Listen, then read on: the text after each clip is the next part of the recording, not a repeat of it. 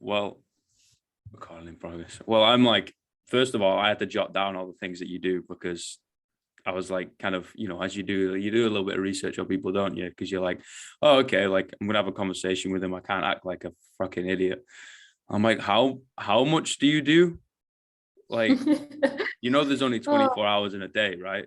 Have you got like a secret set of hours that you've got stored? Can you stop time or something? Like, I don't know how you do it, man. this is my team tells me the same thing every day, every single day. Sometimes I question myself. I think I'm on the brink of insanity, like this close, just a bit. Yeah.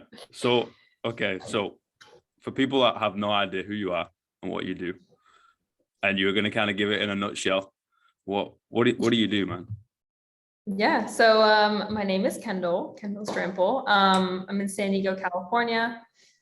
Small background. I'm 23. I've lived here for 5 years. I moved across the country from Pennsylvania when I was 18, which is actually when I started my first business. So kind of jumping into what I currently do, I own Fears to Fit, which is kind of almost become like an umbrella company with companies underneath it now. So I started that when I was 18. I started fitness coaching. I come from a background with an eating disorder, so I'm sure we'll dive into at some point the recovery process for me and kind of how that got me to where I am. But that kind of propelled me into wanting to help other women just have a better relationship with food, and started posting on Instagram, ended up building a whole entire fitness business, moved out to California where there are a lot of other entrepreneurs. And I just knew like I wanted to continue to grow and expand.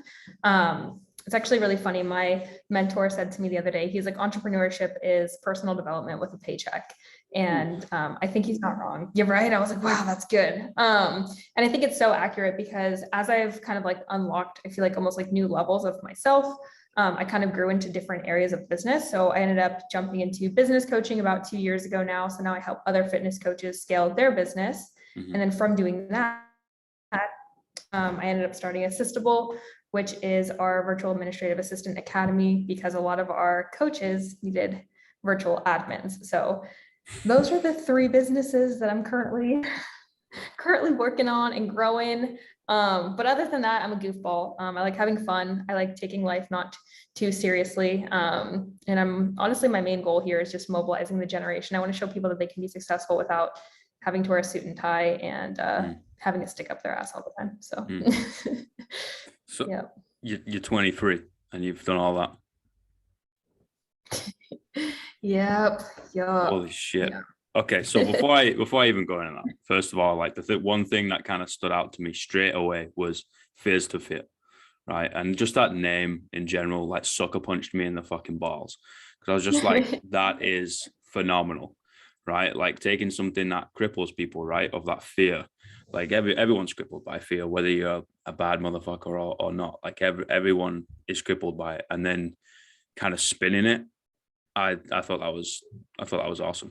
Oh, the cat has just come up to say hello. Yeah, mine's gonna come up at some point too. But yeah, honestly, Fears to Fit was a total accident. Like I don't even think I put too much thought into it when I first got started on social media, because that was my Instagram handle. And I basically was thinking to myself, like, going through my eating disorder, going through everything that I did from age like 14 to 16, I would say is when it was.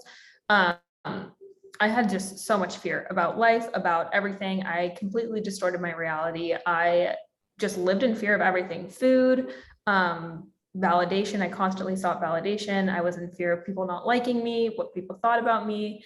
And fitness saved my life. Like fitness genuinely saved my life. So I think that's just kind of how like things kind of came about for me. It was like kind of the bane of my existence and my mental health initially, because I took it too far. But I was kind of able to transfer that over to something that actually helped me. So it's how it came to be. That's absolutely beautiful. And I can't agree with it more. Like I think fitness in the gym and on all this type of stuff, this physical active thing is the HQ, right? It's the anchor that holds everyone together, and then you bridge on, and then you work on like obviously your mental state and make sure that's good, and then you bridge on with relationships, bridge on with friendships and job and all that. But like the anchor day to day, we are all humans and animals, right? And we need to do something barbaric in a sense of I need to pick this thing up and then I need to put it back down.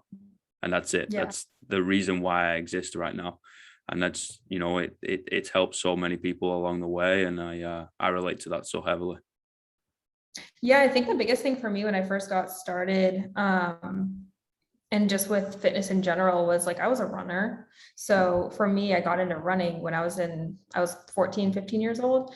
And I started to kind of see myself, kind of, get smaller, whatever that, looked at like Instagram, started getting on Instagram. I started seeing like bodybuilders, and I was like, okay, I want to get into bodybuilding. I was like 15 years old. And, you see these people eating like tilapia and asparagus because they're like 2 weeks out from show prep. And I'm like, here I am trying to match them and be like, oh, well, they're eating that and they look strong, they look fit. Like that must be what I need to do, without recognizing, one, I was running, and two, I hadn't gone through the phase of growing or anything like that, and it was so crazy because like during that time frame, like I didn't even want to be smaller. Like I didn't even feel like I wanted to be smaller, but I genuinely didn't know how to get out of the headspace of like, you can't eat that, or like, you can't do that. And it was so many like rules I had set up for myself.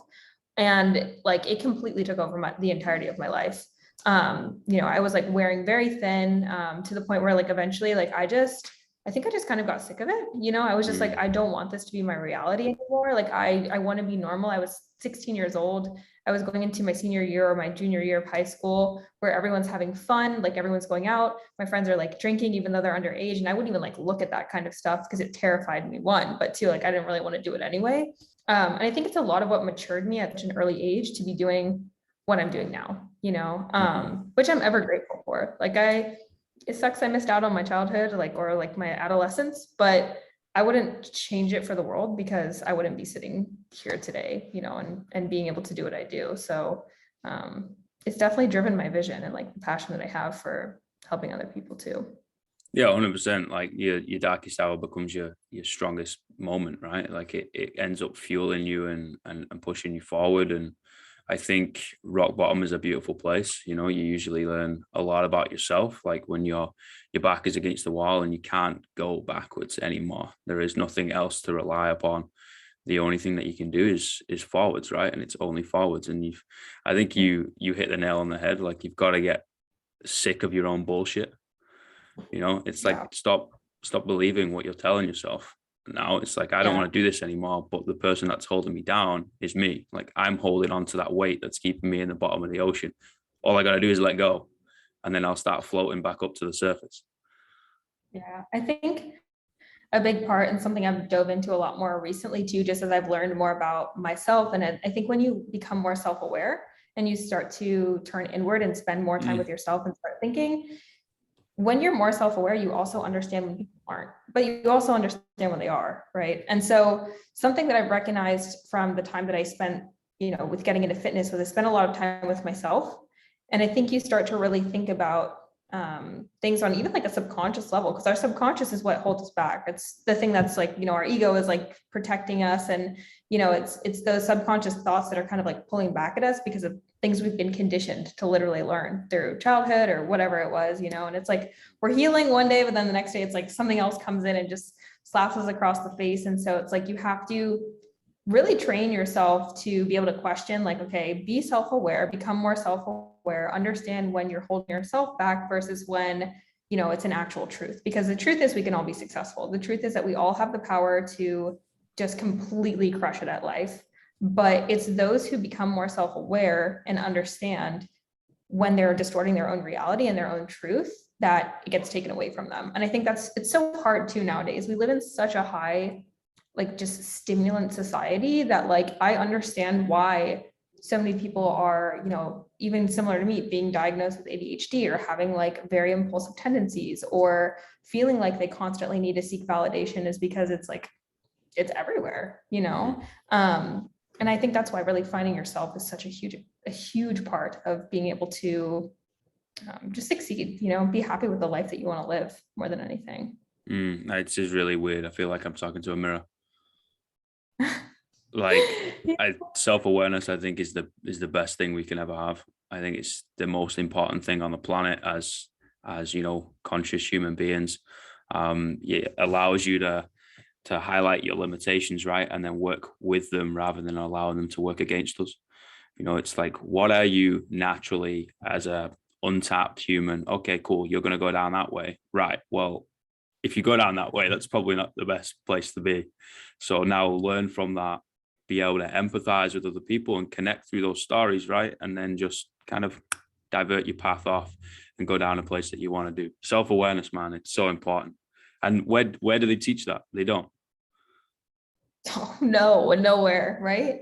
Yeah, it's hard. I think I think it's funny because like in schools and things like that, everything's just so systemized, like everything is, there. And I think the big thing is like, we're just realistically like around that. We're just around the same people. So like for me, like I grew up in Pennsylvania, and like the people I was around, it was just more so like very small town feel, like everyone wanted to just, it's like everyone wanted to be stuck there. And I was like, I just don't want to be stuck here. I want to go, and I want to not have to get a degree and still be successful. And I praise everyone who does go through school, and like, we need those professionals, but it wasn't my calling. And I think like the hard part for me is like, I'm so grateful I found fitness at such a young age, because it was a huge catalyst for everything else that I'm currently doing now. And every business I have still pertains to enhancing the lives through fitness, at the end of the day. It's just a bigger domino effect now. And I think 100%. that's, a lot of people just kind of get stuck with those who are around them or their environment, and they're taught and conditioned to stay comfortable or like doing what everyone else does just to fit in. And I think the biggest thing is, I was such a rebel kid. Like I talked to my parents about this the other day. I was such a rebel kid, and I always wanted to be doing the opposite of what everyone else was doing. My parents were like, can you please just do the thing that you're supposed to do? And I was like, I don't want to do that because I'm not supposed to do anything. Like there's no supposed to in life. And all that's supposed to is take away our intuitive nature. And I think more so recently, I've found that when you tap into your intuition and you actually just live for yourself, because at the end of the day, that's what we're doing. We're living for ourselves. Like we can sit here and say, like, I'm here to serve other people and I'm here to help other people, but you serving yourself is being able to do that, And I think when people tap more into their intuition, they're going to be happier, It's just really kind of fighting off all the small town feels if that's not what you want, or like the condescending comments from family that's like, oh, you're doing like that business thing, like, is that legal? Is that an MLM? And I'm like, like sometimes it's hard to combat those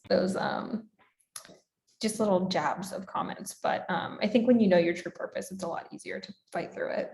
Yeah, for sure. It is hard, right? Because people fear the unknown, because they don't know what's coming next. Like they're scared of it. And when they're scared of it, they're in a state of desperation, and desperation causes you to do some fucking funky things, right? So most people usually run away from it, and then they just go to like a guaranteed or a stable, quote unquote, job, life, whatever, right? And let's be honest, what is stable, right? There is no tenure anymore. Like guaranteed doesn't exist, right? So people kind of want to be in this comfort zone and don't understand when someone will kind of live from the outside looks like a constant state of anxiety, and on the inside pretty much is being self-employed and working for yourself.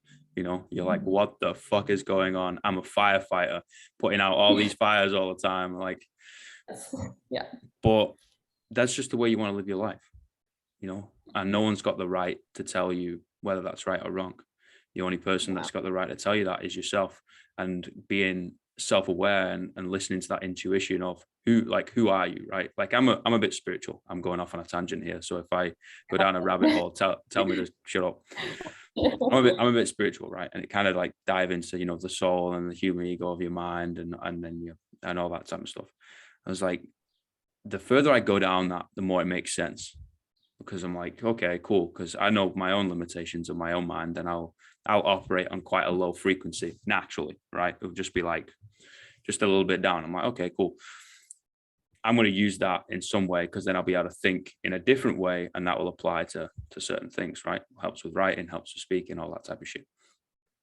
But I can be self-aware and be like, right, what do I want to do? How do I work? Okay, I can understand that, and then I'm going to apply that to be able to connect with other people. It goes with that empathy. It goes with that connection. Yeah, and I think that's something that especially running, like, working with a team, working in business, something that's been really huge for me is just in being in a leadership position at a very young age. I wasn't ready for it, like in the beginning, initially, like I wasn't like ready, whatever ready means in business, I don't really know. But I think that's a big thing too, is like when I started really learning and connecting to what it meant to be a good leader and like having the emotional intelligence and like understanding how to read people is that's another thing too, is like for me, I'm also kind of going down like more of a spiritual path more so recently. I was so like just against it and reluctant to it initially, because here's the thing with my younger self is from age like 18 to honestly earlier this year. I was faced with, like you said, like the lows of the lows are the most beautiful thing ever. I was faced with a really big low earlier this year and late last year. And I was pretty much like, I either like need to have an identity shift and grow and like really do the work on myself, or like I'm not going anywhere. Like I'm going to be stuck here for a long time. Because the role that I was stepping into in my company was a bigger role. And I think to be in business, to lead, to even just have like an incredible fitness journey, like, right, like being the leader of your own fitness journey or whatever that looks like. I think you also have to be able to have like the emotional intelligence as well as self-awareness to be able to like read people and understand. Again, like if you're self-aware, you also usually have good emotional intelligence. You'll start to understand when other people lack that. And when they do, it's, you know, it's hard for them to sometimes empathize. It's hard for them to understand where, you know, you're at in your journey and in your life. And they can't really communicate around that in a way that's effective. And so I think another thing too is when you understand more of like the self-awareness, emotional intelligence, I think you kind of understand how to better set boundaries with people who don't understand you, or maybe other people who are even emotionally intelligent, but are still on their journey and their path to really understanding it more at a level that you're at. And, you know, it's kind of like I say, there's like levels to it. I feel like there almost is at this point, because as you go further along, you learn so much more about yourself. But you have to be able to set the boundaries with the people who don't understand you, especially if you feel like you are a little different or you're trying not to do the thing to just fit in. Is like boundary setting and standing up for yourself has been huge. You know, obviously this time of year too, a lot of people are going home for holidays and doing that kind of stuff. And I've had to have so many conversations with my clients about just like fending for themselves and like standing up for themselves and not letting it get to them. So. Here's a question. I'm actually really interested of your perspective on this. What does leadership mean to you? Oh, this is a good one. Wow, I can't believe I haven't really sat and like given too much thought in regards to what it looks like. I think I'm really trying to still navigate it with my team and like who I am as a leader. I think for the most part, just my perspective on it from where I've been over this last year is helping people understand their potential and zone of genius. For me personally in business, I tried to put way too many people in roles that they didn't fit into initially. And you set really high expectations when you do that, because you're like, oh, I want you to get this done. I want you to get this done. Even for mentorship students, hey, like you need to do this, you need to implement this system. I think leadership for me personally this last year has kind of evolved into like understanding who people are, what their nature is, what their potential looks like, because we all have incredible potential, but understanding how to help them tap into it and holding them accountable for it, you know, more than anything. I think my team over this last year has completely shifted when we all started to learn more of what our zone of genius was. We found out that we're all introverts, so we have no extroverts on my team, which is kind of funny because you need extroverts. People think I am. I'm like starting to transition into like half, but like my recharge time for 2 hours of extrovert is equivalent to like 2 days of introvert for me. Yep. I think that's something too, is like just really learning how to help people tap into their potential and understand their zone of genius. Zone of genius. I love that. What made you come up with that? I think when I was working with my first mentor ever, it was something that she said to me, and she was like, you need to stay within your zone of genius and you need to focus on what you're really good at. And I've recently dove into like wealth dynamics. It's kind of like a leadership test that you can take to really understand like what your team's zone of genius is. And it's a genius test. So rather than just like emotional intelligence, IQ, et cetera, it's like understanding like what you are good at doing in business, but what you're also just good at with connecting the dots. For me personally, I'm a business builder at heart. I love I'm a mechanic. I like genuinely love building systems and automations and doing that kind of stuff.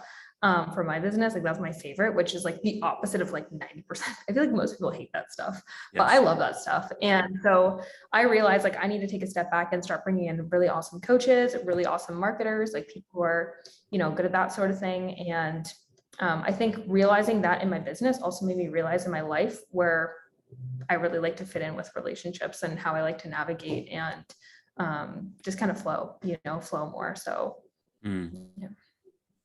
So what's your anchor that keeps you grounded and allows you to do all these things? My vision.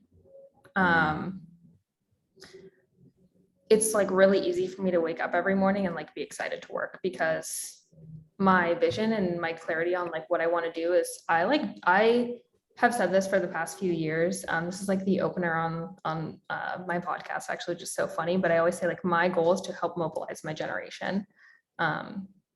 We're seen as snowflakes. I think a lot of the times, sometimes stereotyped into being lazy, looking for quick fixes, looking for making things simpler. Making things simpler and quicker is not bad. It makes life easier, you know. Yes, it makes it easier, but we still have to work hard to get there. And if we can make things more enjoyable, you know, why not? And I think the biggest thing is like I was just told to go down a path of tradition, and I cannot imagine what my life would have been like if had I finished doing my degree or had I stayed in school for, you know, what my parents wanted me to do, not what I wanted to do. And I just want people to be happy. I want them to do what they actually want to do every day. And the fact that I get to facilitate that to coaches in the space and help them help more people. And now we employ VAs and they get to do that and work from home. It's just like, you only live once, like you might as well be able to enjoy more of life, you know? Okay. Yeah, it's fucking awesome, you know?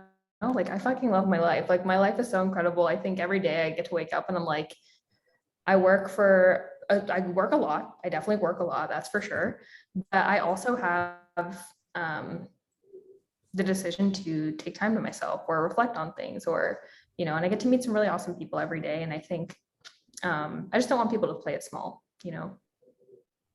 Yeah, it's a very strange concept, especially to me, and it seems like it's to you too, of like just kind of numbing yourself, right? Like kind of bringing your ambition down, bringing your feelings down, put it in a box and just like clocking in, clocking out, kind of doing all this thing, right? And especially I relate it to back home. Like we got a big culture of obviously drinking in the UK. We've got pubs on every fucking street corner.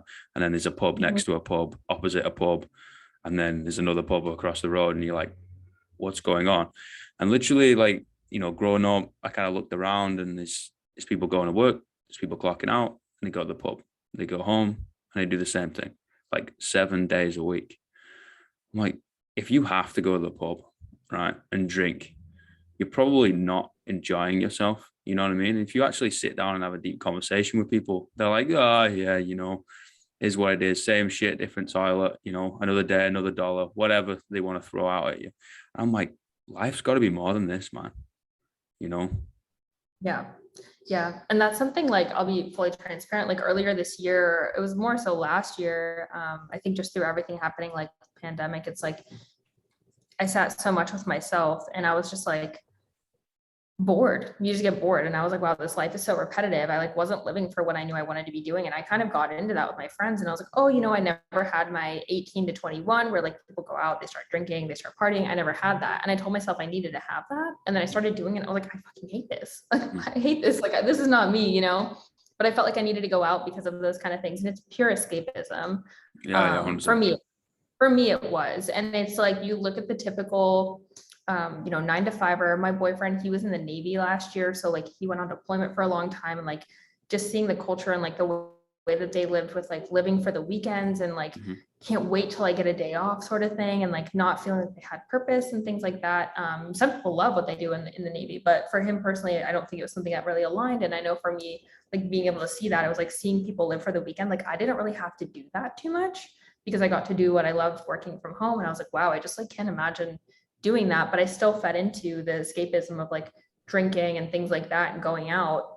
And I'd be out at like 10 p.m. and I'd be like, yo, it's my bedtime. Like I'm trying to go home and go to bed. Like this is not me. Like I don't want to be here right now. And I kept finding myself putting myself in so many situations of being like, why am I doing this? Like I don't want to do this right now. You know, this isn't serving me. And I think it's like that internal conflict where it's like you're being pulled to do what you feel like is right because people think, oh, like you think people want you to do that versus like what you actually want to do.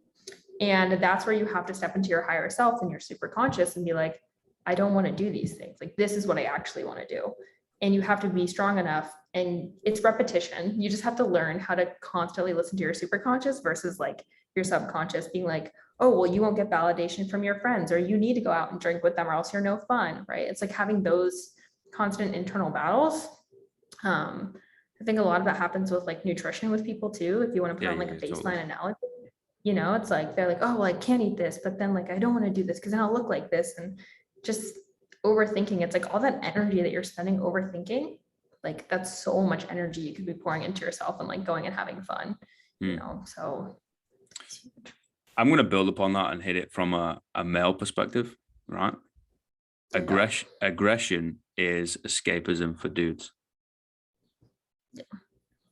And, you know, that's probably the only thing that they know how to do is rip something's head off or punch it in the fucking face. You know what I mean? And it's, you know, it's emotionless.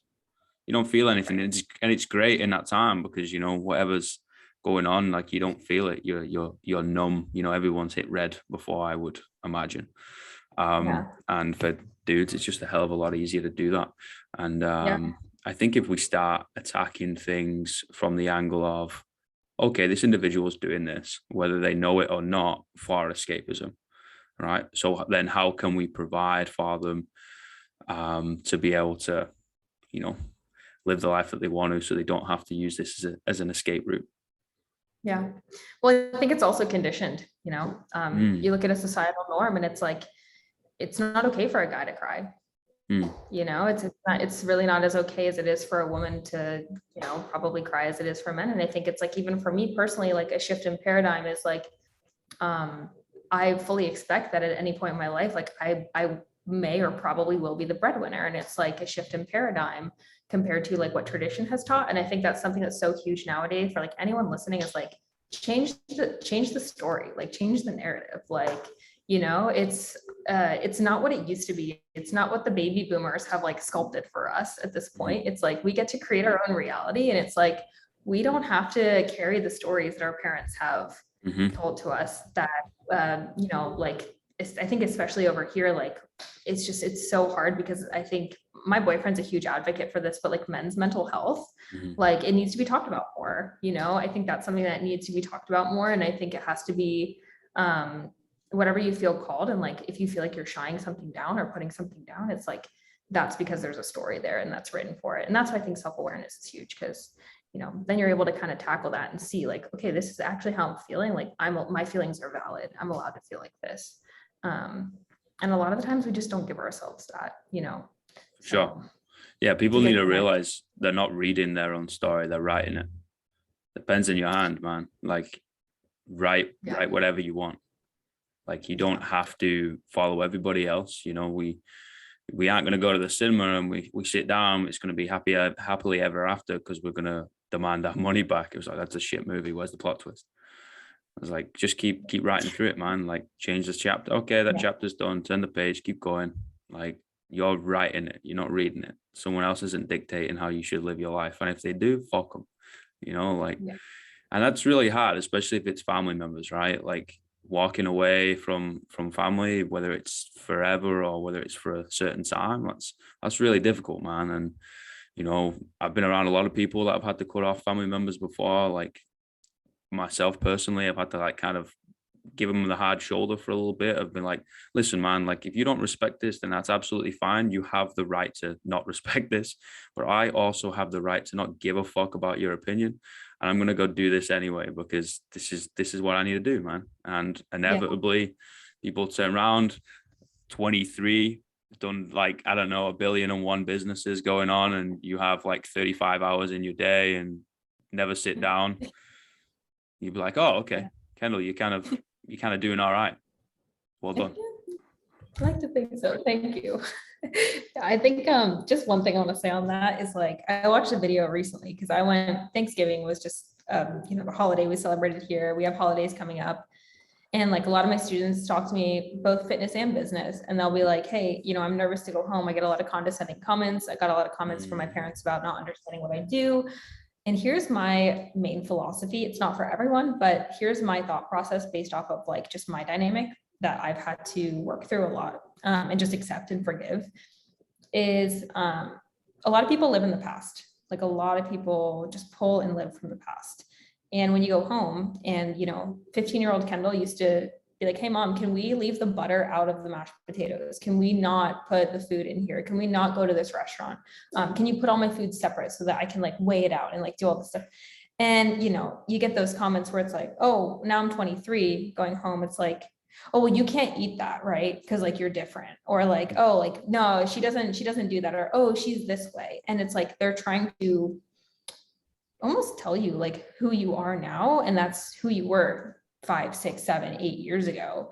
And I think knowing who you are inherently is just so important, and like preparing yourself for that before you do bring those people around you or put them in your life. And I understand the whole, like, have to give them the shoulder, like the cold shoulder for a little bit. And it's just boundary setting to be like, hey, look, before I feel super confident in who I am as a human being and what my true purpose is, and the qualities that I possess, like, I don't need you around me to try and like re-traumatize or recondition my brain to think that I'm these things I used to be, or that used to define who I was.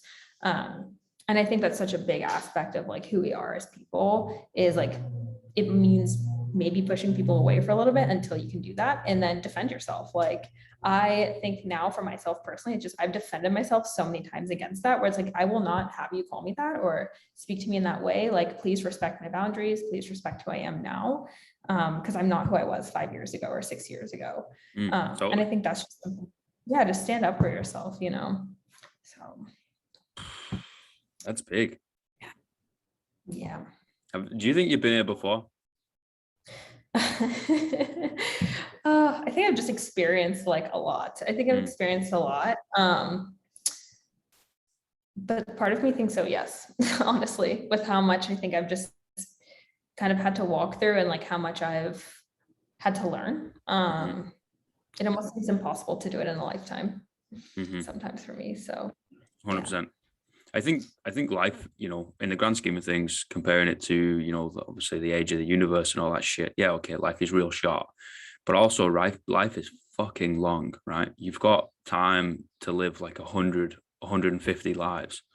And if people are just open to all that change and growth and learning and lessons, like, it's a miracle how much you would end up learning by whatever age, if you're kind of taught this as a kid, of just been like, look, man, the only constant in life is change, and everything else that happens is called life. Good luck. Be open to everything. Just kind of soak it up like a sponge, and off you go. And if we're taught that at a young age, holy shit, like the mental and emotional maturity of like teenagers, never mind, anyone else, would be insane. Yeah. It's so true. I hope that's what's like, that is literally like one of the main purposes for me, is like helping just open people up and having more humility towards mindset work and like doing the work on themselves and understanding and opening themselves up to what happened. Even if people feel like they had the most incredible childhood ever, like we all have trauma and it's important for us to work through it. And I think, I hope that, for the next generations to come, like we can be that change for them and like open up to just have them feel comfortable talking about these things and accepting change and creating it themselves, creating the change themselves, What is something that you don't care about that a lot of other people do?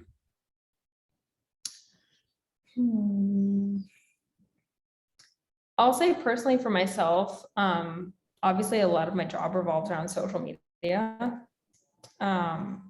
I personally feel like I can give zero fucks about what anyone thinks about what I post, because a lot of people look at me as a business coach. I'm a business coach, obviously. And I see so many of them like sitting up tall, straight, like wearing their freaking suit and tie. And here I am doing like TikTok dances on my Instagram, trolling myself. I think that's one thing for me. Like, I really don't care too much about, I'll say personally, like no matter how much money I make, I will never, ever care to go out and dress in anything super disgustingly fancy or flaunt anything. I think like a lot of people get stuck up in like the materialistic side of things, and that's just like nothing that's ever been appealing to me in my lifetime. Like, it's kind of funny, I grew up in a family where it was more appealing, and I just don't, it doesn't matter to me. I just don't care. Mm. And I think other than that, no, it's a good question. I haven't really gotten to reflect on that one before. Yeah, those are all I can really think of at the moment. But I mean, it's tough. I think for me personally, I don't care what anyone tells me. I can't be told what to do when it comes to my vision. And that's one thing I think is like the biggest thing for me is I will listen to my mentors. I will take in everything they tell me and I will let them be my guide. But if I, with my intuition, feel as though it's stopping me from what I want to do for my people, and for my generation, like that is where I feel like I'll protect myself. But I just won't let anyone stop me from, what I was put on the earth to do. I think that's the most important thing is finding your innate ability and just don't let anyone stop you, I totally agree. Like, I think asking other people's opinions is a very good thing to do. You can see both sides and everything in between. And I think perception is reality, right? And like I said before, like I'm only ever going to see it through my eyes, and conversation allows us to change that. However, you then have the responsibility of yourself to listen to yourself and take everything on board. And cast aside things that don't necessarily serve you. Okay, fantastic. We've got the core value. Like now what the fuck do you want to do? Never mind anyone else. Never mind about your mom. Never mind about, your mentor, or never mind about your significant other or your boss that you hate. Like, what do you want to do? Yeah. I don't think a lot of people ask themselves that either. That's the tough part. I think it's like, for me personally, what happened was last year, I was like, I'm just going to challenge myself to more alone time.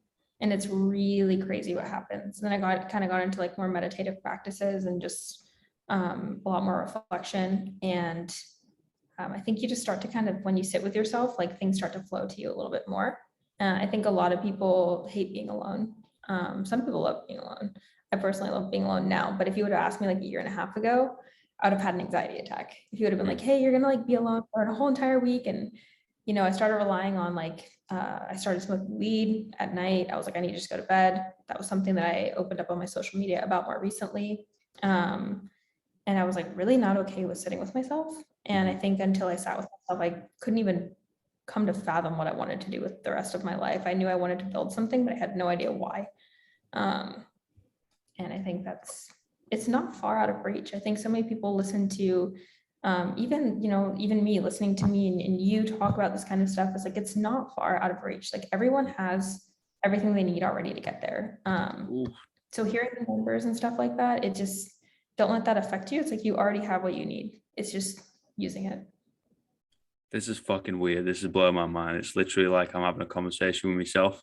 Like, I'm a writer too, right? Like I write things down, and one of them fucking a long time ago, but I say it a lot, so I remembered it, is, you already have everything you need within you. Experiences and people just help it pull it out of you. Jesus Christ. You know what I mean? And like I believe that to be true. And I think people deal with their mind too much, and they play with their ego too much, and they think too much, right? Instead of getting into a state of meditation and figuring out how they feel regarding certain things, and live through your fucking emotion and feelings rather than through your thought, because thoughts are very, very easily corruptible. Yeah. I think that's the one thing for me is like, I was always so opposed to meditation. I was like, oh, it's woo woo. That's what I say. Like, oh, it's so woo woo. Yeah.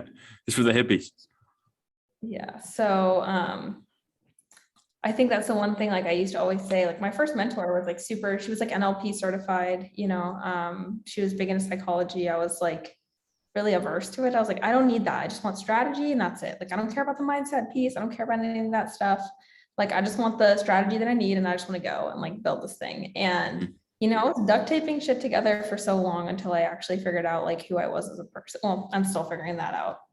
I'm only 23, but I'm still figuring that out. But I think just being more open to it and it's hard to get people to be open to it sometimes. Like, just give them time, give them space, lead by example. I think the biggest thing for me was like when people start to see you so happy and living like to the fullest, some of them, their ego will step in and be like, oh, well, they're this and they're this and but in reality, it's, they have admiration for that. I think it's just more so that they haven't really taken the acknowledgement that they aren't doing what they feel more fulfilled to do. And so it almost comes out of like a place of envy and an ego, and so I think that's something else to take into consideration. I think people are caught up with finding and creating themselves too much, right? And they get into this spiral of, you got to find a destination. I was like, no. The only destination we're all going to go into is the fucking ground. Like, let's get committed to the journey now. Like, I think every day we are new people. I don't think that in the sense of like we're all multiple personality disorder. I just mean that the lessons and the things that we gained from yesterday is going to come to today, and today for tomorrow, and vice versa, right? And like, it's just going to keep on going, rather than getting fixed in like, oh no, I'm going to create this whole new identity. I was like, fantastic, but that's going to serve you for 24 fucking hours. Then you're going to go to sleep, and you're going to wake up, and then you're going to be slightly different. Yeah. It's just repetition too. I think just a lot of people need to understand that like it's not a temporary fix. Doing the work is not temporary. It's just like exercising your body. Yeah, it's just, you work your muscles, like you want to keep them, work them, eat good. Same thing with your brain, like mental exercise every single day. We're habitual creatures, right? And it's just trying to create those habits. You can create constructive or destructive habits, and that's on you. Like, you've got to be able to nurse them. And it's just trying to, have the discipline and forcing yourself to create those habits over time that end up serving you, your people, and then your future too, as well as just kind of fixing a short-term problem with a little bit of satisfaction or pleasure. Right. Just like not craving the temporary like high or the temporary dopamine spike. It's like you're going for longevity, being in tune with your body and your mind, I think is the key. Just taking good care of yourself and checking in on yourself, We're allowed to be like selfish in that way. I think the permission slip is there. So permitting everyone here listening, like, be selfish with yourself, because you're allowed to do that. Yeah. So. There's like an ancient practice in like South America where you go into like a sweat lodge, and they put some, I don't know, some oils or something on a fire, and it's supposed to send you half a loopy, and you've got to like, you address some things. I would love to do that. That would be dope. That would be so awesome. I feel like now I've like opened up this like whole new, like, just recently too, I just want to learn all the things about myself and like understand, like not getting too wrapped up in it, like letting it come to me, but like still I'm just like, damn, I just want to learn so much about myself and others. I love getting perspective from other people. I think that's huge. I think the other side of insanity is peace. Right? Everyone's just going to be like, no, I can't do that. It's going to send me crazy. I was like, yeah, that's the point, man.